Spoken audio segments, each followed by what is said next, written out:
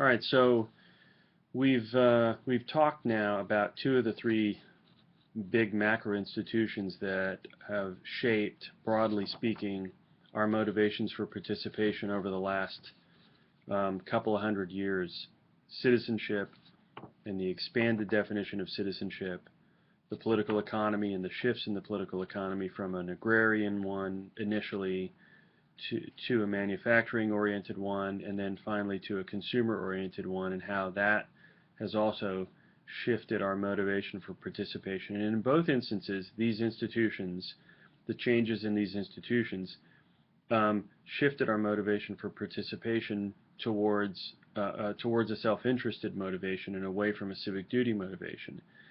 So let's talk about the last of these three big macro institutions that I write about in the book, and see about how the evolution of this last institution has also made it difficult for us to act in participate out of civic duty motivation. And this last institution is what we call the public sphere, or more generally the size of government, if you want to think of it that way. But it's a little bit more than that, but we can think about it as the size of government.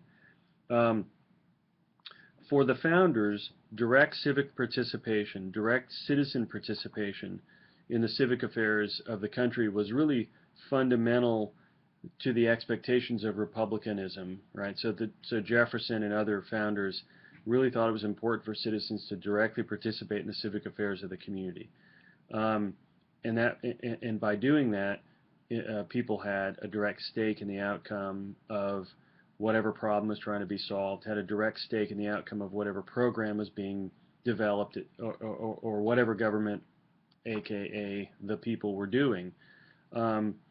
So it was, in fact, it went even further than that. There was not only a duty, but an expectation that citizens would directly participate in the problem solving of the community.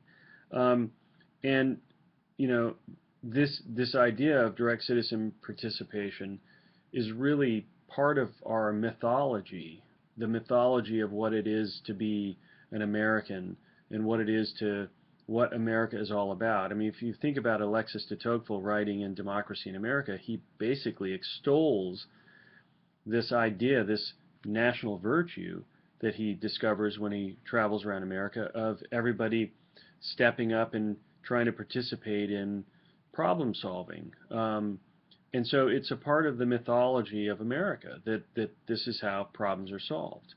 And there's a direct inverse relationship between the size of the public sphere, or the size of government, and the ability of the individual to participate in the civic life of the nation, of the community, and problem solving. The greater the size of the public sphere, the greater the size of government, the greater the activity level of government, the more difficult it is for citizens to directly engage in problem solving. And so initially, the size of government is small, especially the national government. State governments are relatively small. Local community governments are relatively small. And so people have to be engaged in problem solving, or the problems don't get solved because there's not a lot of government around.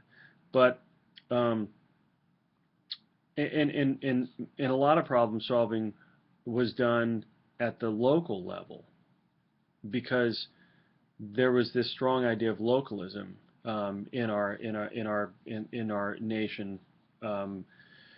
Probably through the end of the Civil War, localism was really a view about government that predominated. We still hear echoes of localism.